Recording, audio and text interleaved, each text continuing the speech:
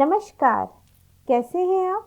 मार्च start हो गया है। एग्ज़ाम का प्रेशर, जितना एग्ज़ाम का प्रेशर मम्मी पापा पे होता है उससे ज़्यादा प्रेशर बच्चे पे होता है। टेंशन होता है, बीपी बढ़ता है मम्मी पापा का, और बच्चे को उतना ही प्रेशराइज़ किया जाता है, पढ़ो पढ़ो पढ़ो पढ़ो। जैसा कि मैंने अपने पिछले वीडियो में बताया था, आपको छोटे छोटे उपाय बताए थे जिससे बच्चे का पढ़ाई में मन लगे और आप भी टेंशन फ्री रहें। आज मैं आपको वास्तु के हिसाब से बताने जा रही हूँ कि बच्चे की स्टडी टेबल कहाँ हो या उसका रूम कैसा हो, ताकि उसका पढ़ाई में मन लगे और वो अपने पढ़ाई को लेके फोकस्ड हो, क्योंकि एजुकेशन बहुत ज़रूरी है। जब आपका पढ़ाई में मन लगेगा तो आप हायर एजुकेशन कर पाएंगे और अपने जीवन में सफल हो पाएंगे। सफलता के लिए सबसे पहली सीढ़ी है अच्छी शिक्षा। अच्छी शिक्षा के लिए ज़रूरी है अच्छा माहौल। तो आज मैं आपको बताने जा रही हूँ एक छोटे छोटे टिप्स जो आप करके, वास्तु टिप्स जो आप अपने घर में करके अपने बच्चे को अच्छे से माहौल दे सकते हैं और उसका अच्छे से पढ़ाई में मन लगा सकते हैं। सबसे पहले बच्चे का रूम कैसा होना चाहिए इसके बारे में मैं आपको बताने जा रही हूँ। ये अभी मैं वो चीज़ बताऊंगी जो आपका बना बनाया है, उसके बाद मैं आपको वो बताऊंगी जब आप नया कंस्ट्रक्शन करवाते हैं तो उसमें बच्चे का रूम कैसा होना चाहिए। बच्चे का रूम हमेशा उत्तर या पूर्व में होना चाहिए। बच्चे के रूम में जो स्टडी टेबल होती है उसको उत्तर में रखना चाहिए या पूर्व में रखना चाहिए, या उत्तर या पूर्व में दिशा में होनी चाहिए। हमेशा बच्चे का मुंह पढ़ते समय उत्तर दिशा में होना चाहिए या पूर्व दिशा में होना चाहिए। कभी भी बच्चे का मुंह दक्षिण दिशा में नहीं होना चाहिए। जब बच्चे का मुंह पढ़ाई के समय दक्षिण दिशा में होता है तो उसका मन पढ़ाई में नहीं लगता है और वो नकारात्मकता की ओर जाता है और वो टाइम पास करता है। तो आप कोशिश कीजिए कि आपका जो बच्चे का स्टडी टेबल है वो उत्तर दिशा में रखिए या उत्तर पूर्व दिशा में रखिए। साथ ही साथ आपको ध्यान रखना है कि आपका बच्चे का स्टडी टेबल साफ सुथरा हो, उस पर फालतू सामान नहीं हो, जो उसके पढ़ने की किताबें हैं वो ही हों केवल। और उसके अलावा मैंने जैसे पिछले वीडियो में आपको बताया था, आप एजुकेशन पिरामिड रख सकते हैं उस पर, या एजुकेशन टावर रख सकते हैं जिससे उसको पॉजिटिविटी मिलेगी। सेकंडली बता रही हूँ आपको कि बच्चे की टेबल पे कभी भी बच्चे की टेबल गोलकार या आयताकार नहीं होनी चाहिए, हमेशा स्क्वायर होनी चाहिए। अलग अलग आजकल डिज़ाइन के चक्कर में लोग ओवल शेप की ले लेते हैं या गोल शेप की ले लेते हैं। तो कोशिश करिए बच्चे की स्टडी टेबल गोल या ओवल ना हो, उसकी स्टडी टेबल चौकोर या आयताकार हो। जब आप नए घर का कंस्ट्रक्शन करते हैं तो कोशिश कीजिए कि बच्चों का जो स्टडी रूम होता है उसको पश्चिम मध्य क्षेत्र में ही बनाइए। पश्चिम मध्य क्षेत्र में बुध का, गुरु का, शुक्र का और चंद्र का वास होता है। जैसा कि हम जानते हैं बुध बुद्धि के देवता हैं, गुरु आपकी महत्वाकांक्षाएं, जिज्ञासा के देवता माने जाते हैं या उसको बढ़ाते हैं, जो कि आपके बच्चे के लिए बहुत ज़रूरी है। चंद्र मन और मानसिकता से रिलेटेड होते हैं। जब आपका मन खुश होगा तो आप सब चीज़ें पढ़ पाएंगे। शुक्र ग्रह प्रतिभा उभारते हैं, लेखन के लिए आपको प्रोत्साहित करते हैं। अच्छे लेखन के लिए अब शुक्र का स्ट्रांग होना बहुत अच्छा माना जाता है। ये सब गुण होने चाहिए बच्चे की पढ़ाई के लिए, बच्चे में अपने आप को प्रूव करने के लिए। तो कोशिश कीजिए कि जब आप नया कंस्ट्रक्शन कराएं तो उस समय बच्चे का जो स्टडी रूम है पश्चिम मध्य क्षेत्र में बनाएं।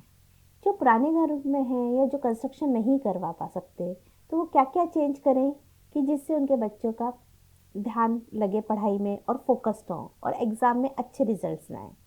सबसे पहले जो बताने जा रही हूँ, जैसा बताया कि कैसे कैसे टेबल रखनी है, नेक्स्ट उपाय जो बता रही हूँ उसमें बता रही हूँ कि आप कोशिश कीजिए बच्चे का जो रूम हो वो हल्के कलर की दीवार से हो, मतलब उसका रंग जो हो लाइट कलर का हो।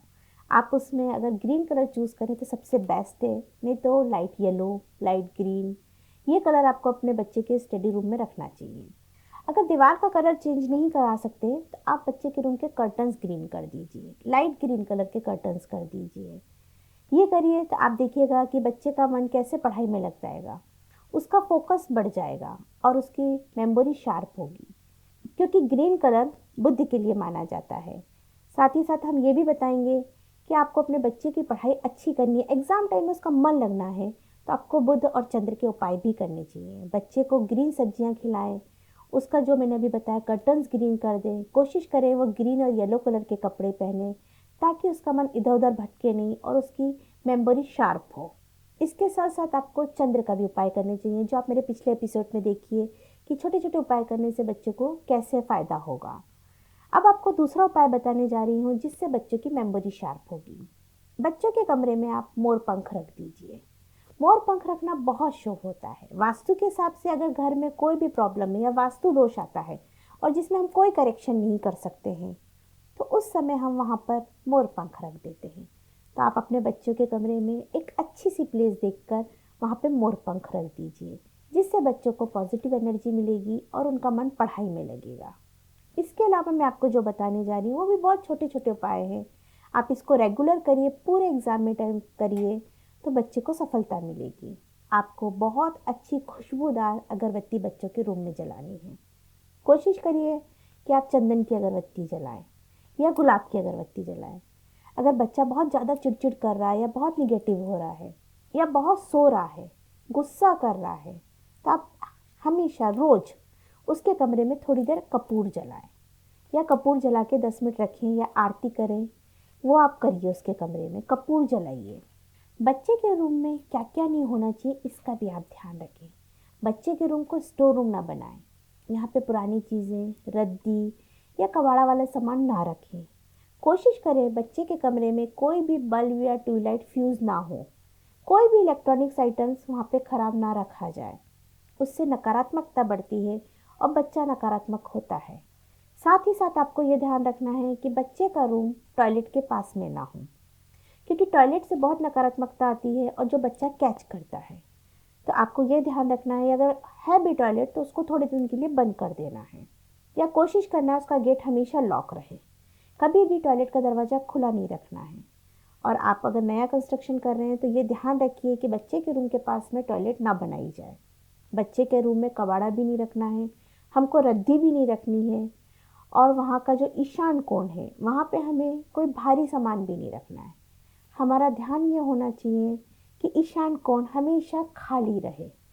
ईशान कोण में हमेशा, जैसे पूरे घर में हम देखते हैं ईशान कोण में भगवान जी की स्थापना होती है, मेडिटेशन होता है, सेम ऐसे बच्चों के रूम में ईशान कोण में आप गणेश जी और सरस्वती जी की फ़ोटो लगाइए या उनकी मूर्ति स्थापित करिए। उसकी पूजा करवाइए अपने बच्चे से, और अगरबत्ती आप लगाए या बच्चा लगाए।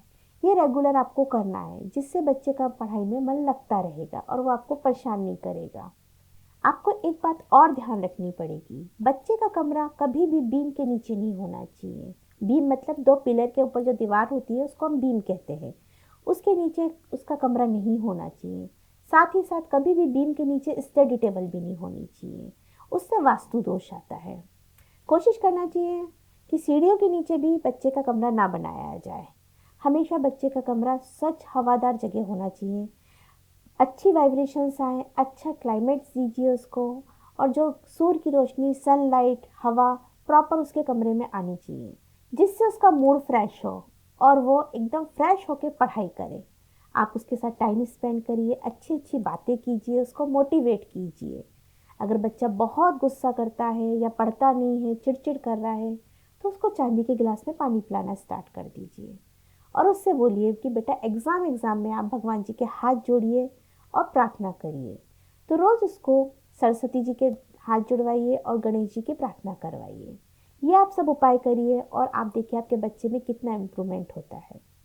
एक और चीज़ बताने जा रही हूँ, आप बच्चे के माथे पे रोज़ केसर चंदन का टीका लगाएं। बीचों बीच यहाँ पे केसर चंदन का टीका लगाएं, जिससे बच्चे का मन शांत होगा और उसका मन पढ़ाई में लगेगा और वो फोकस्ड होगा अपनी पढ़ाई को लेकर। जैसे हम बचपन से देखते आ रहे हैं, शायद आप लोगों के साथ भी आपकी दादी या मम्मी ने किया होगा, जाते समय आपको दही मिश्री खिलाना। आप भी अपने बच्चे को जब वो एग्ज़ाम देने जाता है तो दही मिश्री खिलाइए। दही मिश्री खिलाना बहुत शुभ माना जाता है, पर बच्चे लॉजिक मांगेंगे, क्योंकि बिना बच्चे लॉजिक से तो कुछ काम ही नहीं करते। तो आप उनको समझाइए कि दही और मिश्री खिलाना क्यों अच्छा होता है। आप उनको लॉजिक दे सकते हो। सफ़ेद चंद्र का कारक है और चंद्र मन का। जब एग्ज़ाम में बच्चा घबरा जाता है या उसका मन स्थिर नहीं रहता, तो हम जब उसको दही खिला के पहुँचाते हैं तो उसका मन स्थिर रहता है। सफ़ेद चंद्र का कारक होता है और जैसे हम जानते हैं चंद्र मन का कारक होता है। दही खट्टा होता है जो नकारात्मकता को दूर करता है। जब दही और मिश्री मिलाकर खिलाई जाती है तो आपके पास से या आपके बच्चे के पास से नकारात्मकता दूर हो जाती है और वो घबराता नहीं है। वो अच्छे मन से अपनी एग्ज़ाम लिख पाता है, मानसिक रूप से परेशान भी नहीं होता है। इसलिए कहा जाता है कि दही और शक्कर खिला के ही भेजा जाए। दही और शक्कर खाने से फोकस्ड बढ़ता है और आपका मानसिक रूप से आप स्थिर होते हैं, परेशान नहीं होते, नकारात्मकता दूर होती है। तो इस बार अपने एग्ज़ाम में, बच्चों के एग्ज़ाम में आप उनको ज़रूर दही और शक्कर खिलाएं और या दही और मिश्री खिलाएं और ये देखिए वो कितने अच्छे से अपना पेपर दे पाते हैं और अपनी पढ़ाई को लेकर फोकस्ड हो पाते हैं। इसके साथ ही मैं एक बार और फिर पेरेंट्स से कहना चाहूँगी कि टेंशन नहीं करें, अच्छा माहौल रखें, अच्छा क्लाइमेट रखें, ताकि आपका बच्चा खुद पॉजिटिव रहे और सारी चीज़ें पॉजिटिव करे। पर इसके साथ साथ एक बात और है जो मैंने पहले भी कहा है कि मेहनत का कोई शॉर्टकट नहीं होता, सफलता का कोई शॉर्टकट नहीं होता। आपको मेहनत करनी पड़ेगी और मेहनत का आपको फल मिलेगा। यहाँ पर हम सिर्फ आपके ग्रहों को स्ट्रॉन्ग करने की बात कर रहे हैं। जो ग्रह स्ट्रॉन्ग होंगे आपके, तो आपकी विल पावर बढ़ेगी और आप फोकस्ड होंगे। अच्छे से एग्ज़ाम दीजिए और सफलता प्राप्त कीजिए। आपका दिन शुभ हो।